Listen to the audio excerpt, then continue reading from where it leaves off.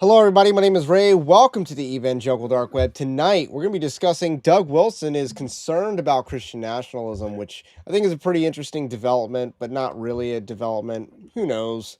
But it is something that Doug Wilson is, trying to assert hegemony over a movement that's not really his own. It's not really his own. There's a distinction that really should be made. Doug Wilson has a lot in common with Christian nationalists, but he's ultimately trying to co-opt it into his own thing, which is post-millennial theonomic libertarianism. That's just the reality of it. That is what Doug Wilson believes in. I'm not post-millennial. I'm not theonomic, and I'm definitely not a libertarian. So there's some discrepancies between what a lot of Christian nationalists believe in and what Doug Wilson believes in, and I think that's going to be highlighted. I think that's been highlighted in ongoing discourse. But what we're going to discuss tonight is Doug Wilson wanting to gatekeep this movement, and what's so that's kind of what we're going to be talking about, especially as it relates to Andrew Torba kind of coming over the top rope, creating a standardized website of Christian nationalist beliefs and tenets. So I think that that's an interesting development as well. So I don't know if you have any opening thoughts on that. Yeah, I mean, I saw it said earlier. It's just like the Wolves are like the best, I guess, influencers and most consistent when it comes to like Christian nationalism and like the movement itself. And then, of course, I chimed in and said that Torba belongs in that list too. And then here we are talking about Andrew Torba and going at it with a lot of the liberal type, or not liberal, well, liberals, and of course the Doug Wilson types. So it is an interesting development. Torba being pretty big name in terms of his influence, in terms of his reach. Also, obviously, Gab being a successful, alt tech that kind of helped out a lot during the censorship days. I think Gab did to Twitter X what Gun Owners of America does to the NRA. Pretty much, it was a nice check and balance. Like, I even think Rumble is somewhat filling in this function of Rumble is a nice check on YouTube censorship, because YouTube has relaxed its censorship on most things. It is not as bad as it was in 2021. I think we can all agree on that. It's not as bad as it was. Like, you know, so with that said,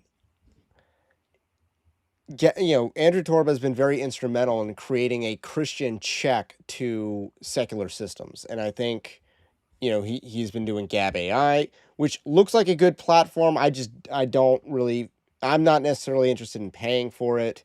Uh, so that's kind of my thing. I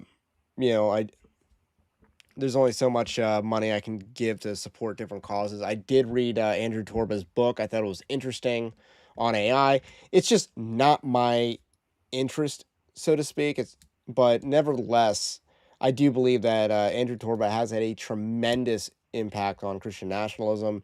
He basically he was taking the slings and arrows before it was cool too, and again, a lot. Here comes Doug Wilson to kind of come in and I would argue try to co-opt a movement that what groundwork has he put in other than Canon Press and the Moscow Mood, stuff like that, which I don't think is related to his political aspirations. And what is he building that's going to be a major influence after him? I don't know the answer to that either, because if Toby Sumpter is the guy, then they are in trouble in Moscow. I mean, But Joe anyway, Rigney seems to be the next guy, but if so you had to pick, John Harris made the point. I think this is a very interesting point. Like, as far as the Moscow Mood goes, like, Doug Wilson's the ambassador to the world, and then Joe Rigney is the ambassador to the institutions. I thought that that was an interesting take. And Joe Rigney came from John Piper's neck of the woods, and John Piper was so cringe that Joe Rigney ended up renouncing credo baptism uh, and joining the Moscow Mood. Like, that's I'm only being a little bit hyperbolic when I say that is why Joe Rigney became I mean, it's like he switched joined teams. Doug He switched Wilson's. teams after the relationship went south. I mean, yeah. John Piper was that He was cringe, so and he Joe was so Rigney bad he switched. turned him Presbyterian. Yeah, exactly. Like so much cringe. That's a good question. I like this question. Any thoughts on John Della Roz? I like the guy. He's actually kind of based. I think he's actually based, despite the fact that he has written for PJ News or something like that or whatever.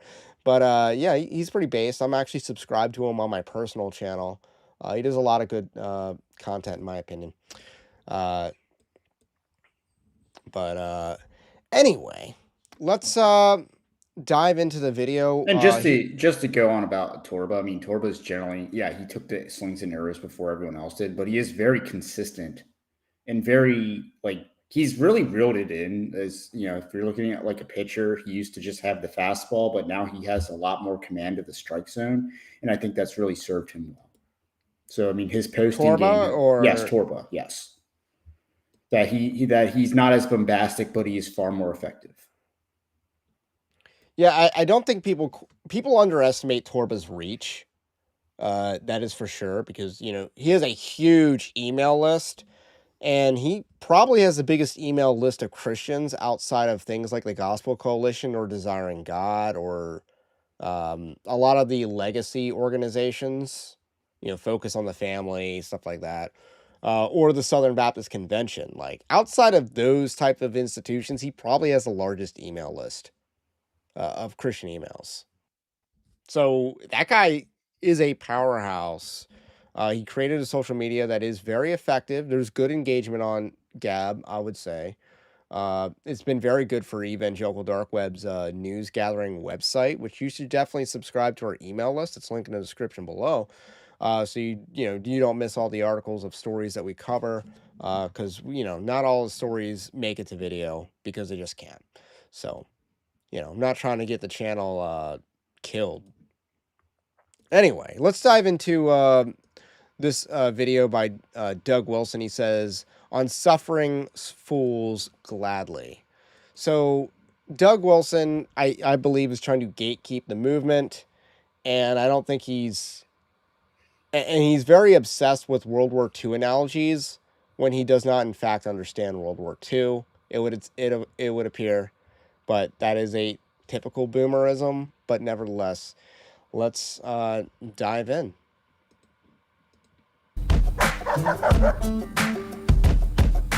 If I might, I would like to introduce another metric to help us understand our social and cultural and political landscape, the landscape that is disintegrating all around us. This is not meant to replace some of the standard ways of discussing things, red state, blue state, or right wing, left wing, or conservative, progressive, or based, rhino, or lizard overlords, regular folks, but rather to supplement such categories. And in at least a few cases, this new metric might help to clear away some of the debris that has been heaped on top of our standard taxonomies. Netter nutters. The debris to be cleared has accumulated as a result of a predictable abuse of the netter approach, that being no enemies to the right. A sensible approach to this standard would be that conservatives should never denounce anything to their right simply because some very shrill people on the left are demanding that they do so. So much is good and wholesome. Proper, in fact. But if we are Christians and we realize that God has some enemies to my right, then it follows that I should have them as enemies also. If we are pastors and we simply say that we will have no enemies to the right, period, then all we've done is announce to the devil which flank of ours he really ought to attack next. Put another way, the grotesque abuse of the netter principle has rapidly degenerated into an epistemic open borders policy. The morass of ostensibly conservative voices on the right now resembles, more than anything else it resembles, the Mexican border under Biden's border patrol in, say, 2022. We might call it the infamous NETS approach, no enemies to the south. Now that Andrew Torba of Okay, let's dive into what the context is for what Doug Wilson's saying. He's largely talking about, hey, it's kind of being exposed, and I'm going to call it out for what it is. The anti-MAGA groypers were foreigners, which I'm sure was a huge surprise.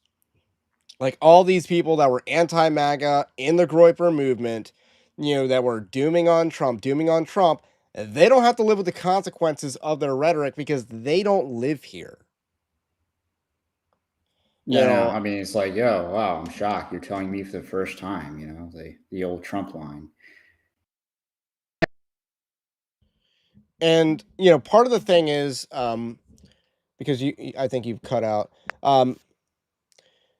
Trump has been a lot more successful than any boomer president has any right to be. Like, I voted for Trump under the impression that, hey, if there's a 20% chance that he's going to do what he says he's going to do, it's worth it.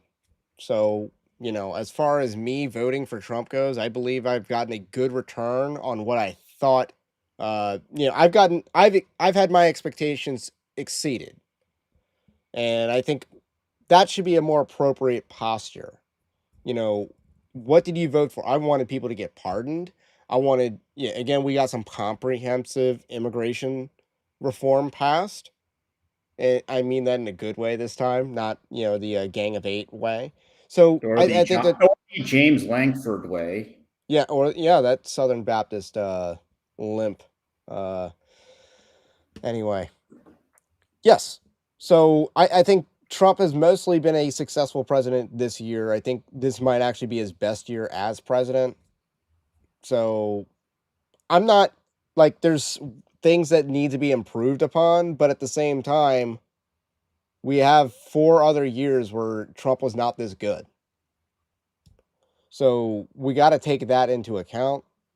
We have some major legislative victories, and he's a boomer. He's not like he is someone that instinctually loves America, wants American manufacturing, wants America to be tough on trade, believes in bombing America's enemies. That's why you're seeing like some gunboat diplomacy in the Caribbean right now. And he's not and he opposes like foreign, forever wars and nation building and stuff like that. So Trump's pretty consistent about those things, but he's malleable on a lot of other things.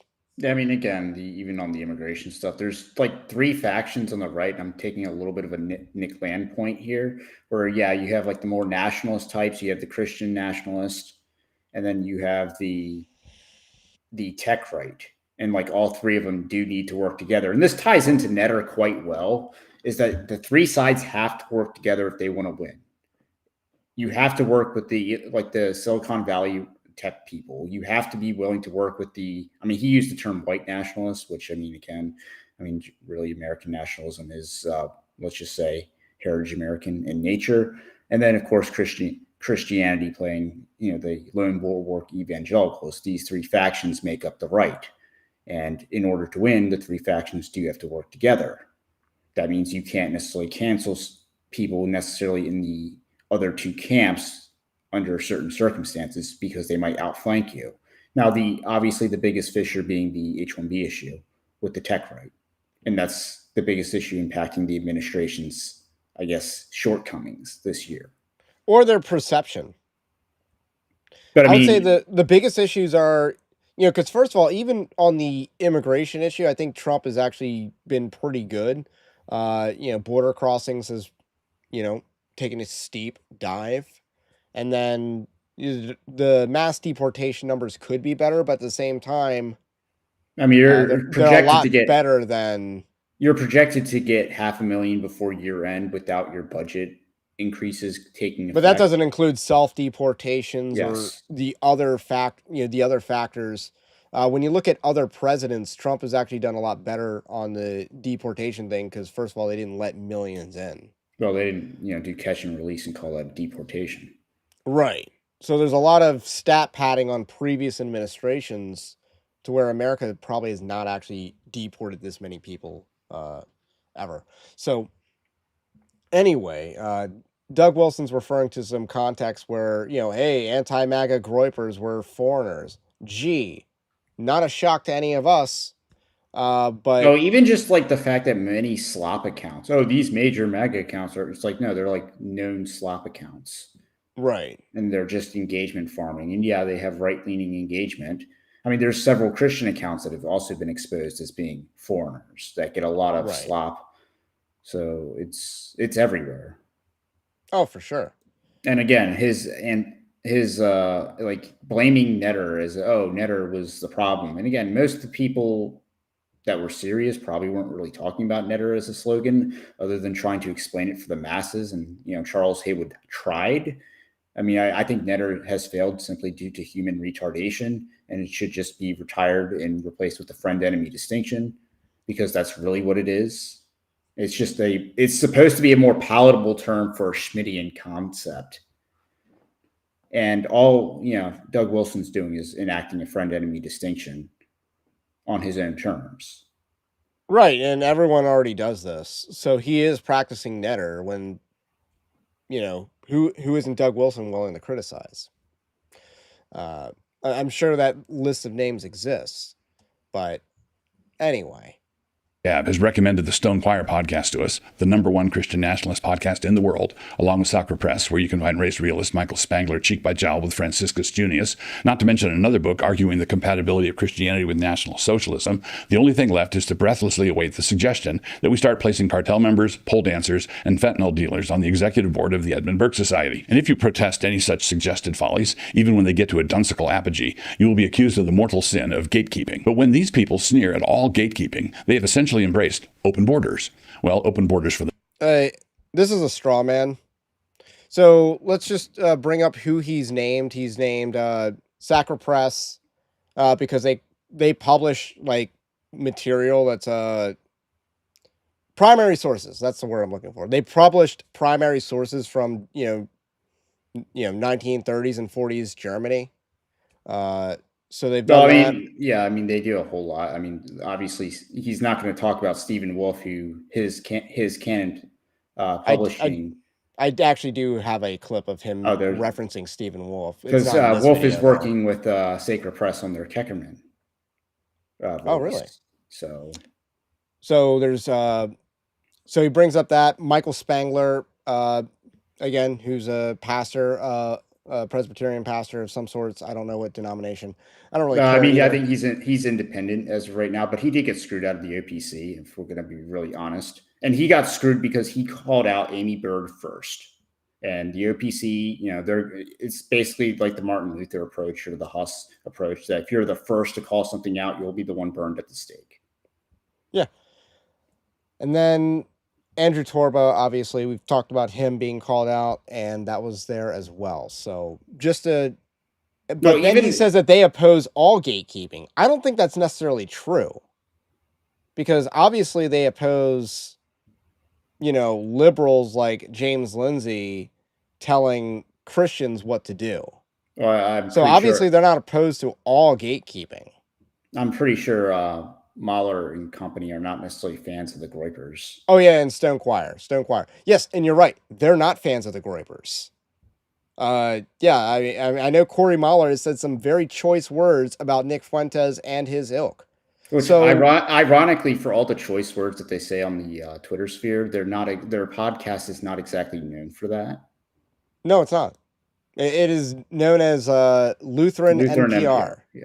So, yeah, this is an absolute lie and or falsehood promoted by Doug Wilson here, that the people that he mentions oppose all forms of gatekeeping or applying, again, the friend-enemy distinction.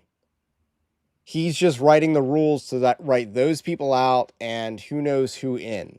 But everyone operates with the friend-enemy distinction, and Doug Wilson's trying to act like he's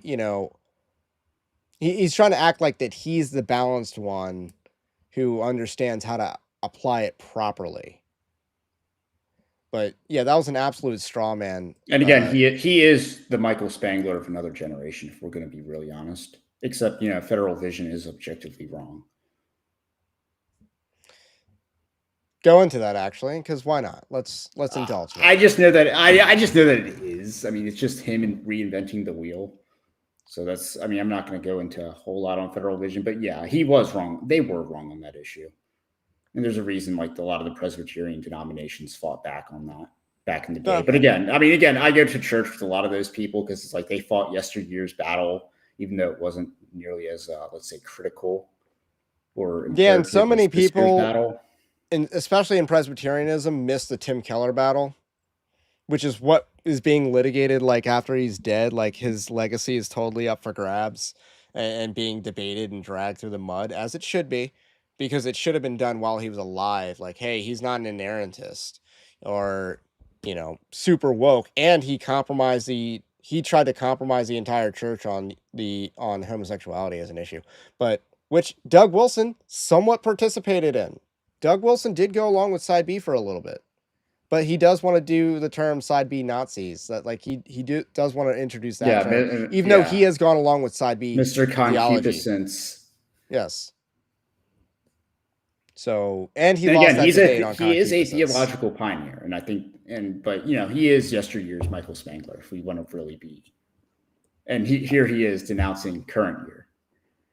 Yeah, I think that's a pretty good comparison. It might be better than I realized, but I think you're onto something.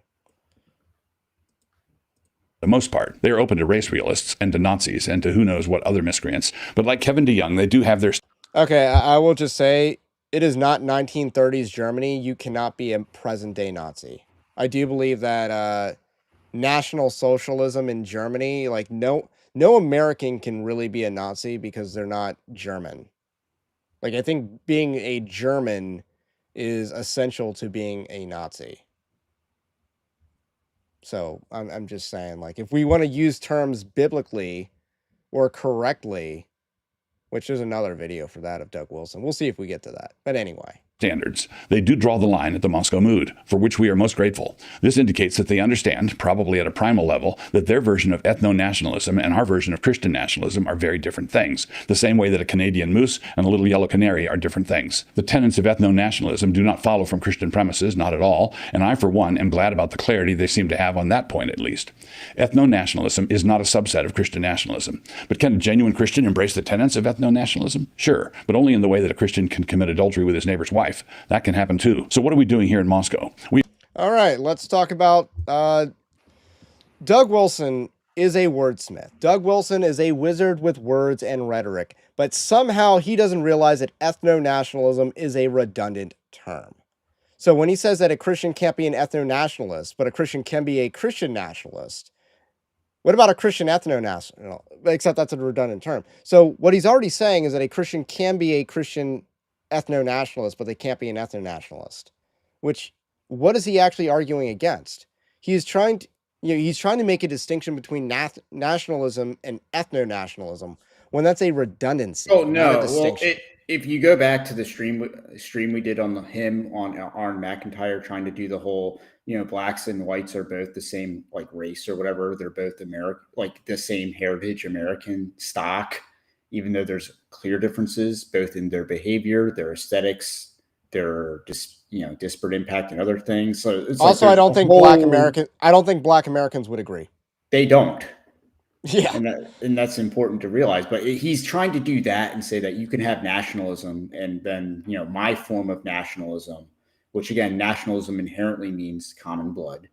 Same thing with patriotism. Patriotism literally by definition refers to patria, that basically means fatherland. So patriot means fellow fatherlander. So if we're going to the etymology of the words, they both appeal to blood. And yeah, maybe also soil. Well, maybe, but yeah, the Wilson's trying to basically thread a needle of blacks and whites are both heritage American. They're both the same. Like, I don't know if I forget if he used the word ethnicity or race, but like he actually did try to go in that direction. So maybe he's trying to thread that needle again. And again, it's incoherent. It's unconvincing. And it doesn't have buy-in from the very people it would require buy-in from. Yeah, but it's just astonishing how dumb that argument is. Or the distinction he's trying to make is between Christian nationalism and ethno-nationalism. Like, all nationalism is ethno-nationalism. But you can't really argue from Scripture that ethno-nationalism is a sin. Because what is very present in Scripture is ethno-nationalism. Yeah, I mean, there's tribes. God goes out of his way to preserve the tribes as entities. It was a bad thing that Esau married the Canaanite women. Specifically Hittite, I believe. But anyway. You're keeping the Christian in Christian nationalism. So what is this new metric? There are basically two kinds of people in the world, at least on the receiving end, those who put up with crap and abuse and those who do not. The former are quite adept at inventing rationalizations and excuses for various outrages, while the latter say things like, what did you do that for? The line that divides these people is a line that runs through all human relationships, from a mother dealing with a surly toddler on a rainy day to Chamberlain dealing with Hitler's invasion of Poland. It can be seen in familial settings, church settings, and geopolitical settings. The surly toddler didn't get his nap. Hitler was going to stop. Most certainly he was finally going to stop it, resting content with just Poland. I mean, that's what we all want him to do. The soul of the appeaser is fully convinced that this latest outrage will be the very last demand. There are people who accept such rationalizations, and there are people who don't. There are people who believe the appeasement will work, and there are people who see and understand that every act of appeasement is just begging for another outrage, only 3 times as bad. Judges who accommodate, judges with this appeasement frame of mind, oversee their catch and release programs for violent criminals, which is what happened to that poor girl on the train. Employers do it when they in effect put their slowest and most incompetent employees in charge of the pace of production. Sociologists do it when they talk about the root causes of crime. Teachers do it when they flatter the dunces. Pastors and elders do it when they tolerate abusive members who bully their way into positions of influence. Paul addresses this sinful bent directly, and it is a sinful bent to have the heart of an appeaser. It is a very great sin that has caused enormous problems in the world. Here it is. For ye suffer fools gladly, seeing ye yourselves are wise. For ye suffer, if a man bring you into bondage, if a man devour you, if a man take of you, if a man exalt himself, if a man smite you on the face. 2 Corinthians 11, 19 and 20. An appeaser will accept the most absurd explanations for bad behavior. No matter what is said or done, the appeaser will bring out his 5-gallon bucket of lame sauce. And what they don't understand is that what they're doing is entirely visible to sensible people. When the lamest explanations are given, or when the iniquity is fully transparent, it is not Bulverism to say that the appeaser is proceeding on the basis of a psychological kink in his soul, and not on the basis of facts, history, data, or reason. He may gesture in the general direction of facts and reason, but the thing that clearly makes his motor run is the jet fuel of moral timidity. One of the reasons why that famous Norm Macdonald joke works so well is that there are plenty of people out there who will actually do the meme, and they will do it without any self-awareness at all, an additional category. So I divided the human race into 2 groups, those who put up with it and those who do not. But if you've been following closely, this presupposes a 3rd group, waiting in the wings, made up of those people who generate or manufacture the it that must be tolerated or not. This gives us 3 categories in total: the appeasers, the non-appeasers, and the instigators: Chamberlain, Churchill, Hitler. Now, the Second World War was a terribly complicated business, but certain aspects of it are simple enough to provide us with a handy Rorschach test, European geopolitical inkblots. Was Churchill a man hungry for war and blood, or was he just someone who saw plainly, long before anyone else, what Hitler was actually up to?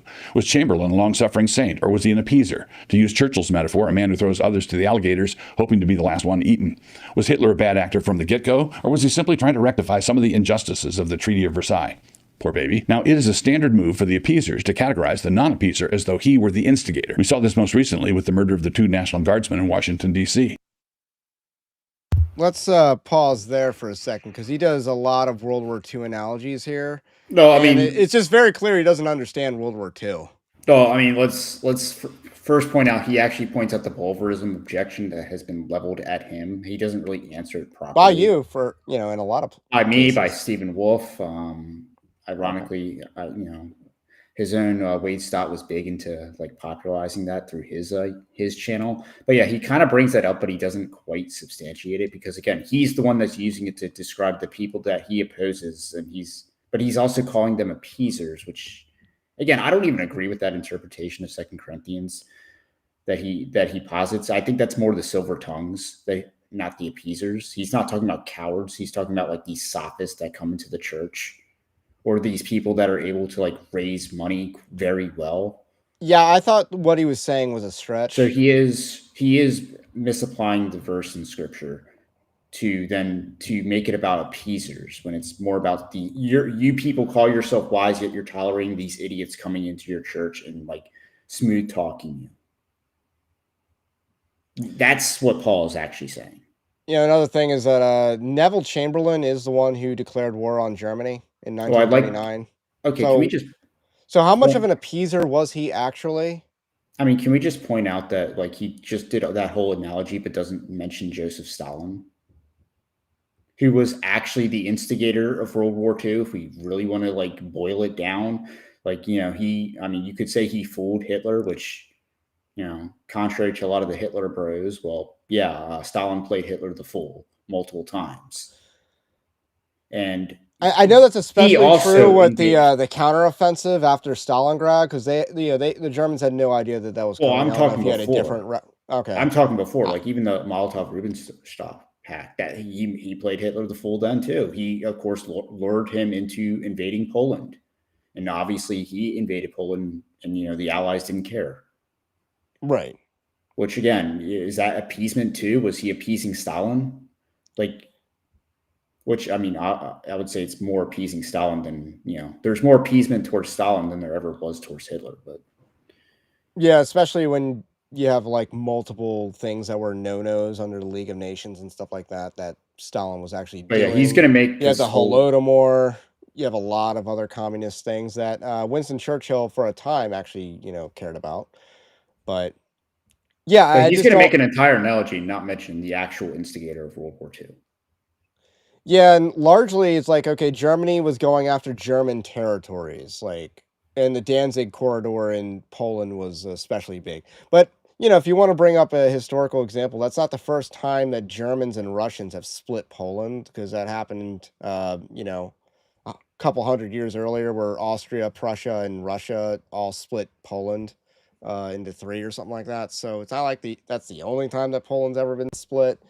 But Danzig was a specifically German city, and yeah, that was the whole thing. And if you even go back to like the Czechoslovakians, which was a failed state that was being propped up, the Slavics hated the Czechs. The Czechs were in nominal power, despite the fact that they had like maybe they're like 43%, something like that, but they had complete control of the government, and the Slavics weren't happy about that. The Germans weren't happy about that. So Czechoslovakia was a mess, and the Germans wanted the German part. But the Czechs knew that the German part was like the good part of the land. So, that was kind of the issue there. And then yeah, so long story short, Neville Chamberlain was smart not to go to war over Czechoslovakia. That would have been retarded. Uh, and then Poland, it's like, okay, they guaranteed the independence of Poland, and that dragged them into a war. But Neville Chamberlain declared war. They declared war on Germany with no intention of actually fighting a real war. Like, it Yeah, I was a mean, there's show war. well, And yeah, it's there's called a the whole. phony war for like the first 9 or 12 months. It's called the phony war. So Which means that they could have actually made peace in that time because they weren't actually exchanging bullets. yeah, they do like bombing and stuff like that. But other than that, yeah, like the British were not very serious about fighting the Germans until Churchill assumes power. The invasion of Norway, which again, both nations wanted to invade Norway. The Germans just got there first because Norway was neutral. No, Uh, it has the heavy water for nuclear Yeah, but research. famous words of what Zepp Brannigan. What makes a country turn neutral? What makes a man turn neutral?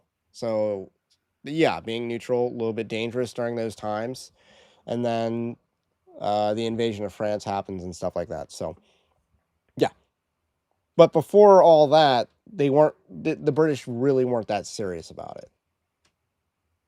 So.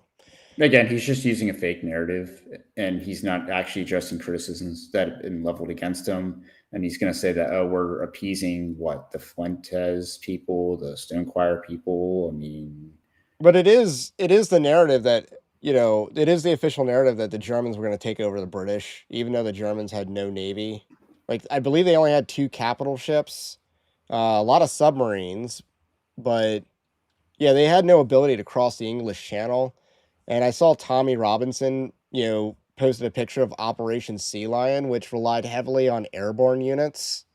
And airborne units are light infantry. They can't. What are they going to do without heavy armor reinforcement?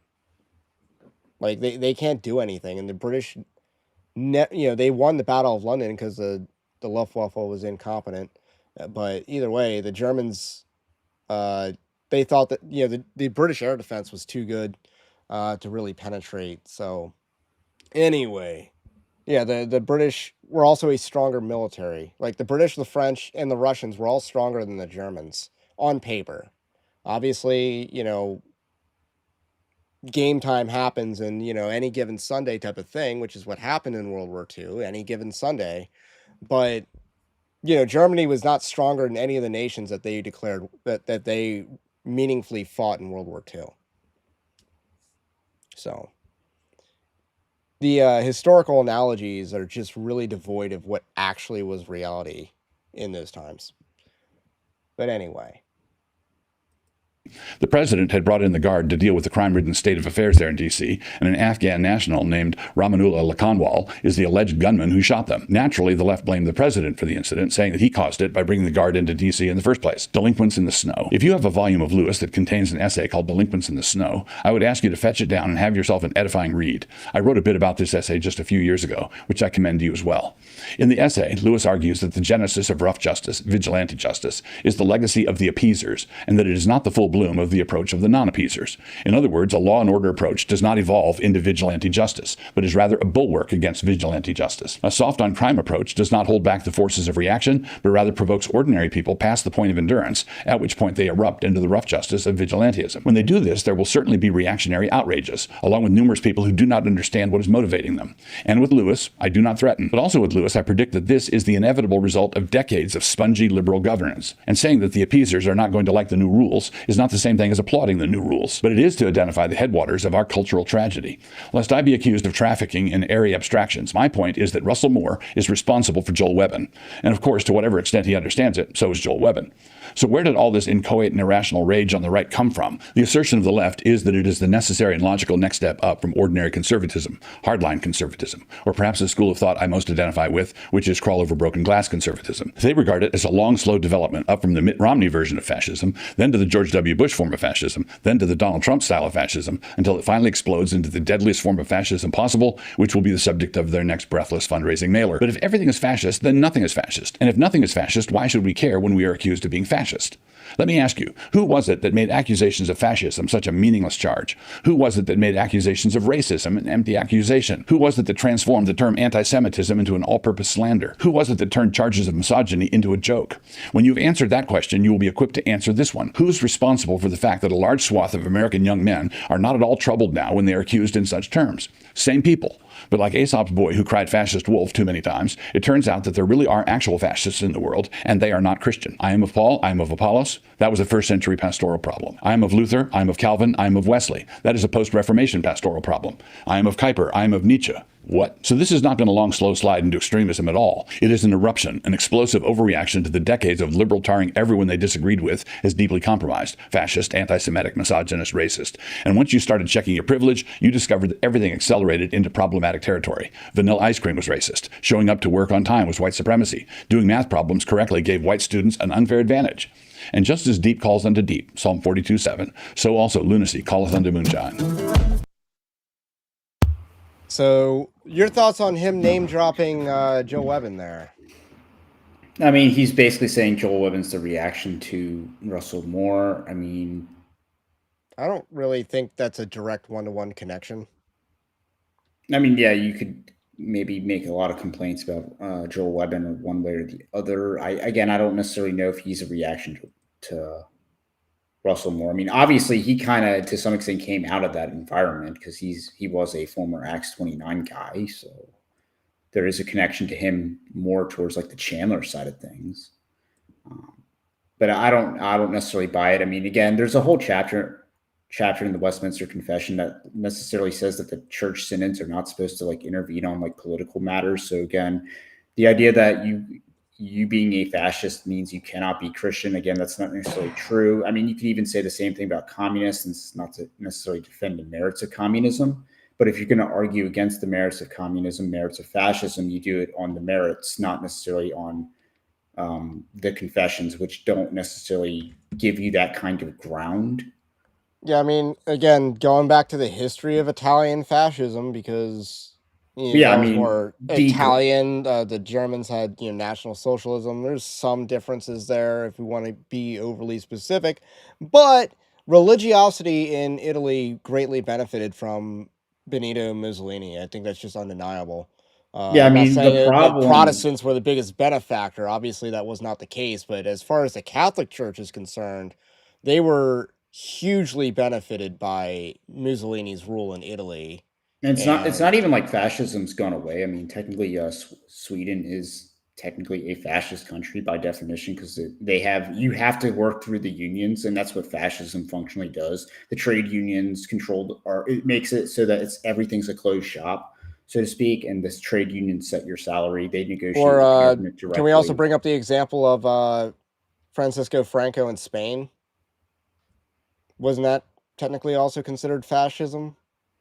So the idea that fascism is but I mean, like Mussolini's fascism. not being a fascist being a fascist disqualifies someone from being a Christian is theologically incoherent as well as historically incoherent. I mean, again, Mussolini's fascism had problems, but you can argue the problems based on the fundamentals, not necessarily on like Christian ideals.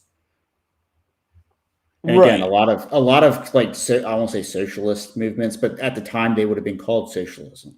So one of the things what we perceive as socialism, right? They were very much rooted in Christian teaching, because you had corporateers abusing their workers, making them work 12-hour shifts 6 days a week. That if not for the fact that they had Sabbath laws, they would be forced to work the Sunday. And you think that's humane? But yeah, no wonder socialism gave rise to that, and a lot of Christians at the time might have supported something like that. Might have supported government cracking down on these things. And here's the thing. I do not believe, and I've always maintained this, that Christian nationalism does not presuppose an ideal form of government for all nations. And that's something that needs to be taken, like everyone needs to remember that. And that really strikes at the post-war consensus bros, because not every country has to be a liberal democracy. In fact, liberal democracy has proven to be the most tyrannical form of government on a long enough timeline. It is the most tyrannical form of government. Yeah, I mean, like Russia does not even arrest as many people as Britain does today. Yeah, and that was like one of the biggest talking points in a recent Tucker Carlson interview. And it's not disputed, because it's absolutely true that you have more freedom of speech in Russia than you do in the UK. And that's not even debatable. The numbers don't lie.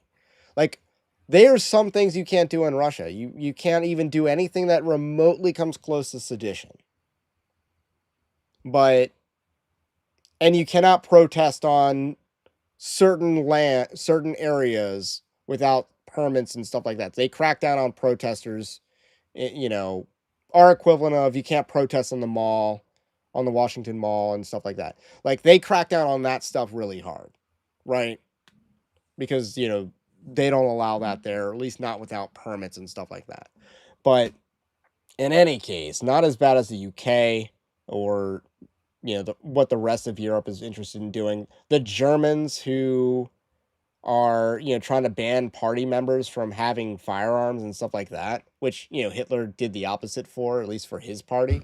So there's a lot of, long enough timeline. Liberal democracy is more tyrannical. You pay more in taxes, you import the third world, and now you have a two-tiered system of justice and lawlessness. So, yeah. Anyway, that's to say is Christian nationalism can be monarchical, it could be republican, it could be a democracy if you really It can support want it to universal healthcare if you really wanted to go there. Yeah, because it's not related to, because Christian nationalism is more prudential, and customizable for each nation. Obviously, each nation is going to be Christian, but every tribe, every tongue, every nation, there's going to be different flavors of how that would manifest. It's just natural, because not all peoples are the same. You can't put parliamentary democracy in the Middle East. Why? Because it wouldn't work. Not even if the Middle East became Christian, would it work? Because it doesn't work over there. It just doesn't. So, you could be a monarchy, you could be a dictatorship, you could be a republic, you can even be a democracy. But Christian nationalism does not presubscribe a system of government as ideal for all people. And that's why it's like, why are we being so dogmatic on fascism or anything like that? Anyway, there is one more video that I think we can dive into for a little bit. I don't think I want to show all of this, but because this video just wasn't as interesting. So Kevin DeYoung, who's a managerial liberal in the PCA, came out with something. So this is an additional Doug Wilson clip.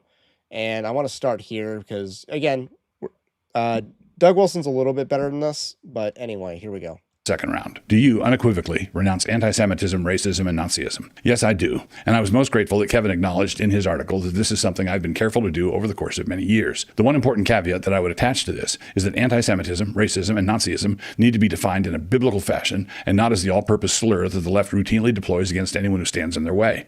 But the fact that these terms have been emptied of their usefulness by the left does not mean that there is no bad behavior that now needs a new name. There is a thing there which Scripture condemns and which I condemn also. When and how does the nation... So let's kind of dive into that because I don't think you can categorically say that racism is a sin. You could say that malice is a sin, but you cannot say that racism is a sin. And let's use the more personal example. Obviously, racist immigration policy is not sinful. Like, obviously, it's not a sin. It is not a sin for America to say Afghanis are not allowed to immigrate here because of their race. A third world immigration ban. Yeah, that is racist. It is. It absolutely is, but it's not sinful. Well, the problem is he's also going to try to argue that, we're going to have to apply a biblical definition to Let me provide a more personal. Let me provide the more controversial example. Okay. When Tony Soprano did not want his daughter dating a black dude, in that famous Sopranos episode, yes, he was being racist, but he was not actually in sin for that. Has a panic attack over Uncle Ben. Because he has actually no malice towards what was that guy? Jamal Ginsburg is what they called him or something like that. He had no actual malice towards him. He just said, I don't want you dating my daughter. Yeah, it was kind of just like that. It was pretty funny. Those are some pretty funny episodes. And he was like pretty bad. What, the guy? The kid? Yeah. I don't remember, like he cheated or something, right? No, I think he just hit it and quit it. Oh my gosh. I don't quite remember because it's been a while, but yeah. Anyway, like Tony Soprano obviously was being racist there, but he was not in sin. Like that was not like of all the things that Tony Soprano has done, like people outraged the most over his racism and not like his murders, his incessant adultery, because the guy had like Gumars out the wazoo that all seemingly looked like his mother. But anyway. Well, can we just go to the fact that he's trying to like say that, we have to come up with our own definition, even though these definitions are hegemonically defined by institutions that hate us. Anti-Semitism, that's going to be defined by the international like Holocaust people, that the IH or the ADL. Or the ADL. The ADL will define white supremacism, not Doug Wilson in Moscow. No, it's going to be, and again, if you look at the ADL's definition of white supremacism, all four tenets, which would include genetic superiority, that would actually, like, the founding fathers would probably check all four. Like, so again, you're casting a definition that inherently impugns your ancestors. And there's no way around that. Like, I don't believe he mentioned Martin Luther in that. Because he mentioned like Calvin. I thought he said Calvin and Luther, but again. Okay, he did mention, but Luther, was definitionally anti-Semitic, was not in sin. So. I mean, I've read the book. It's pretty good. He really cooks, and some parts are actually kind of funny. Act as a corporate moral person. I would want to say moral agent instead of person, but nations are moral agents in that they can break promises, violate treaties, conduct genocides, build temples to false gods, enslave innocents, launch ungodly wars, dismember the unborn, grind the people with oppressive taxation, and do all such things by means of framing mischief with the law. Psalm 94, verse 20. It is not for nothing that Jesus speaks of cities coming to the day of judgment. Chorazin, Bethsaida, Tyre, Sidon, Capernaum, Sodom, all moral agents. Matthew 11, 21 through 23.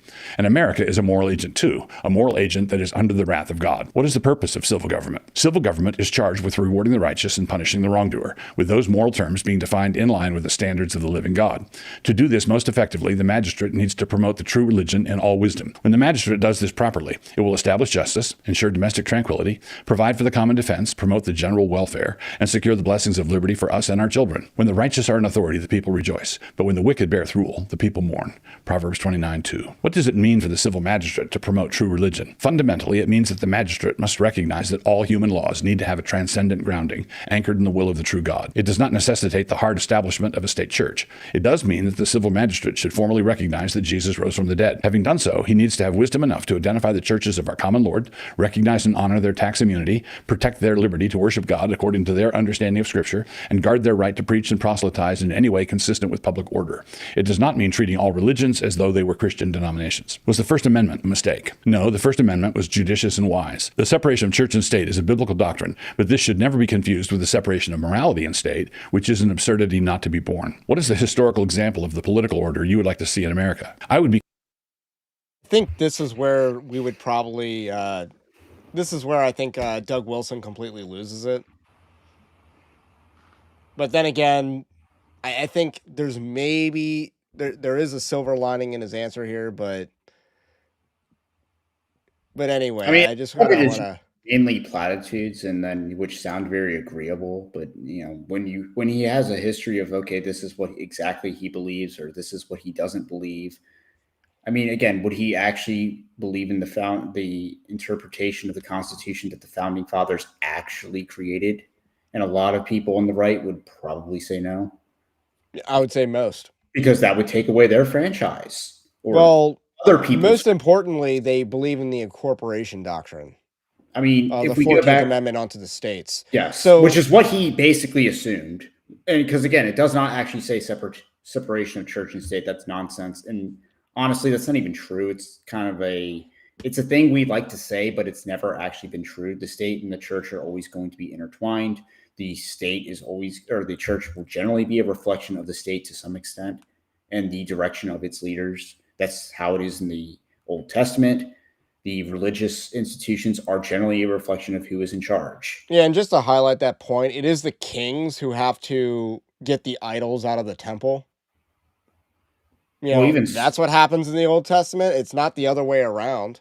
And again, even the pagans, this is true with even the pagans. Like when Jonah goes to Assyria and goes and preaches in Nineveh, it's the king that hears the message, the king that believes, and then the king that institutes religious reform.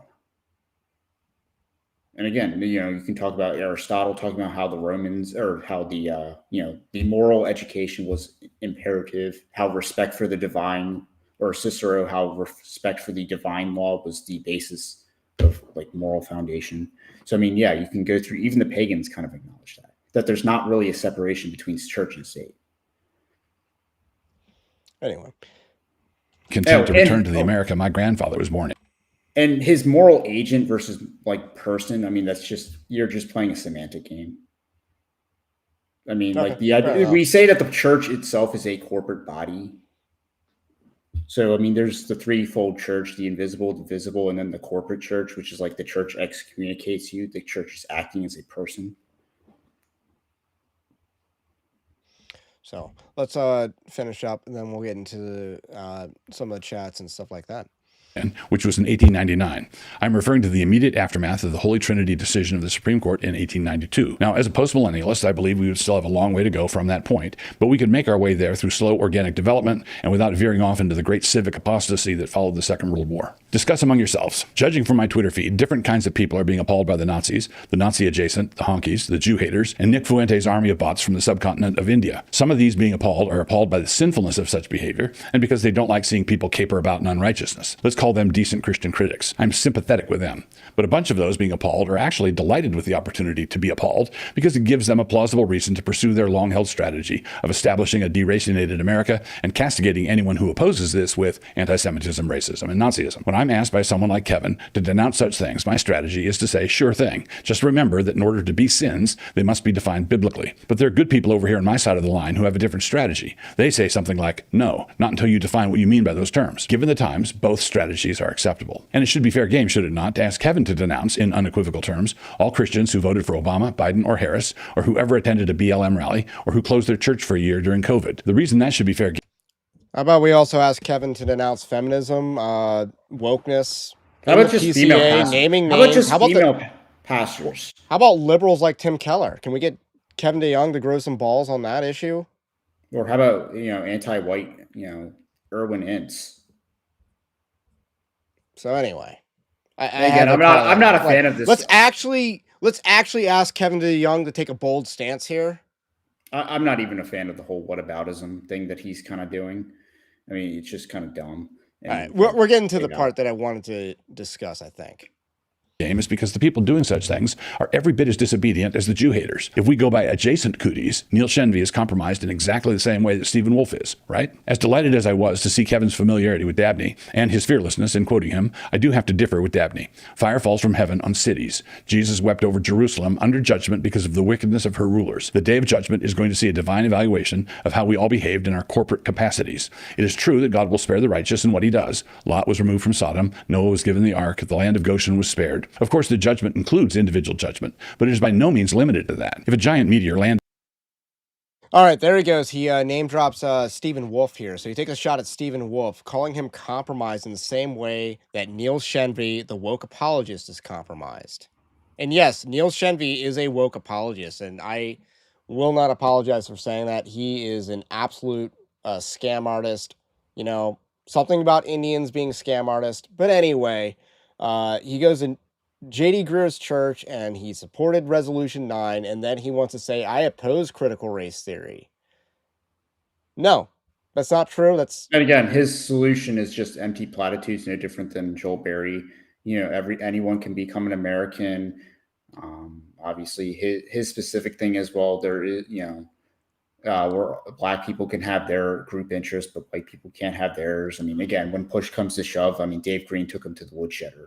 But, the fact that he tried to, he took a shot at Stephen Wolfe there, tried to draw a moral equivalency between him and Neil Shenvi, and that's just absolute nonsense. Dude, you're attached to Stephen Wolfe, because aren't you still publishing his book? Aren't you still trying to profit off of Stephen Wolfe's work while, taking shots at him for, having cooties with Michael Spangler and, other dudes? Isn't that what you're trying to do? So I thought that was a low blow by Doug Wilson, because let's face it, what if it is envy? Because Stephen Wolfe wrote the seminal work on Christian nationalism that has largely shaped debate. I'm tired of people saying Christian nationalism's not been defined.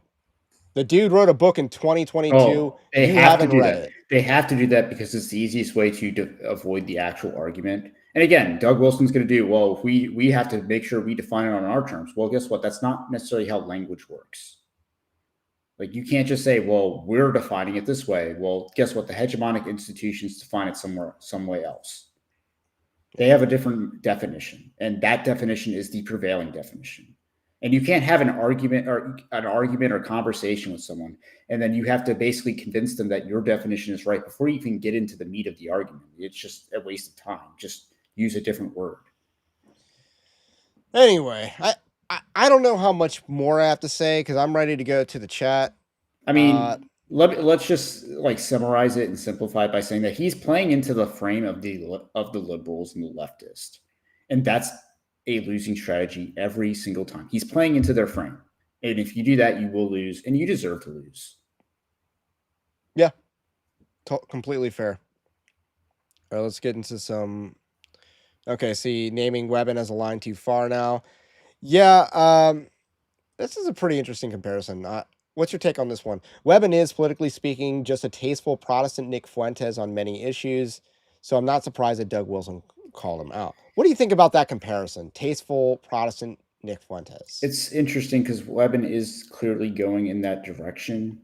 I saw someone call Webben fat earlier today, and I just got to say the dude's super skinny in real life. He's taller than you think, and he's also skinnier than you think. Yeah, if anything, he kind of has a bobblehead proportion, because his head's a little he's very skinny. Yeah, I would never have thought he was jacked or anything, but yeah, he's similar in certain ways because he is kind of trending in that direction. And again, I don't necessarily think that's for the better. I don't necessarily think that improves his political instinct. I think it actually works to the contrary. However, I think he's dooming too much. But I do yes. think he has a lifestyle that is contrary to Nick Fuentes, particularly that he is married, he is a pastor, he, does probably a little bit more on the grass touching than Fuentes does. So, I mean, I think there's some comparisons, but I do think there's some major distinctions that, He goes to and church probably. he might talk a lot more on the woman thing than the Israel thing, but because he knows, what are the third rail issues that you can't touch. I think that's an interesting comparison, and I do think that, honestly, as far as Protestant apologetics goes, I think the rise of Joel Webbon's a good thing, because any Catholic bishop gets as outspoken as Joel Webbon, I think they'd get canceled by the Vatican. Just a theory, but yeah, I think that's an interesting comparison. I think he dooms a little bit more than I do because I celebrate the W's and I demand more. That's kind of my posture. yeah, that's what I'm saying. That's why I'm saying But politically, he's I kind don't of know if going. Webbon quite is with me on that one. Let's see. And again, I think that is a downgrade in his instinct. The leader of the Canadian Fascist Party was a diehard Catholic. Yeah, I mean, again, very unsurprising. A lot of the Catholic writings actually might, have a little origin in that. And then another super chat. So thank you for the super chat. Melchizedek, the priest king, would like a word with separation of church and state. Yeah, exactly. And again, someone I I associate with actually once told me that the family is the first church in the state, in the first state. Adam was the first priest. Adam was the first king. So the idea that there's a separation is just not really true. How to get as based and chud-pilled as you. Man, I need a definition on chud-pilled real quick. But I don't know. Was I born based or did I become based over time? I don't know. Definitely. One thing is try running for office, as a staunch conservative constitutionalist and, not winning. I mean, I didn't do terrible for what my position was, but, you just see that, hey, yeah, people don't really care about the Constitution and stuff like that. You kind of see that, and you see that the Constitution is just a piece of paper, and I kind of think that is, I think that's how it happens. So you're like, okay, well, it exists. We should respect it as it was originally written, but it's not coming to save you. And as soon as you realize that the Constitution's not coming to save you, then you actually get to work. Oh, the worship and the Joel Berry hyper reverence of the Constitution is itself a sign that the Constitution is a failing document. So it's kind of like you're LARPing it harder because it's failing. It's almost like a ghost dance. So I think that's a good way to explain, why I am the way that I am. Because, yeah, I watched the Constitution do nothing in 2020. The Constitution didn't, protect their freedoms. No. So anyway, tasteful and Nick Fuentes are oxymorons. But yeah, okay, that's kind of true. I think that's largely true. I mean, I guess that's why I guess that's the point of the. Joel's positions have gotten a bit more edgy, but his actual tactics and manners have actually tempered. Maybe that's a hot take. Is what he says. I might disagree. I don't know. And then last thought, and another super chat. Thank you, Bishop of the Railway. Last thought: the hermeneutics Wilson uses when he's stretching a theological point is the hermeneutics his son Nate uses all the time.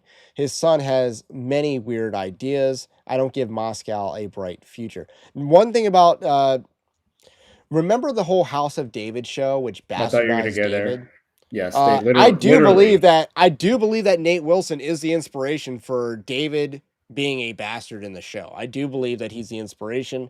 I do have a video clip of that on standby. I don't have it on this computer, but he does do a video where he kind of posits that idea on his stories YouTube channel.